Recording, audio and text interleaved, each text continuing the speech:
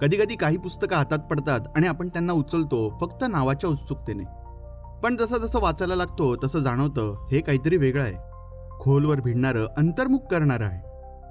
असंच हे पुस्तक आटपाट प्रकाशनने प्रकाशित केलेलं आणि संग्राम हजारे लिखित हा एक कविता संग्रह आहे. या कवितांमध्ये एक वेगळीच धुंदी आहे. या कविता मोठ्या मोठ्या शब्दांच्या झगमगाटात हरवत नाहीत. साध्या सरळ वाटणाऱ्या ओळींच्या आत खोल अर्थ दडलेला आहे, जणू आपल्याच मनाशी कोणी बोलतंय.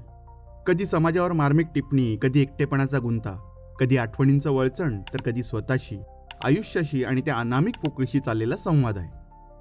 या कविता संग्रहात एकूण 98 कविता आपल्याला वाचायला मिळतात. या कविता वाचताना असं वाटतं जणू हा रिकामटेकडा कधी स्वतःचा शोध घेतोय, कधी स्वतःला हरवून बसलाय, तर कधी त्या रिकाम्या जगामध्ये एक गूढ अर्थ शोधतोय.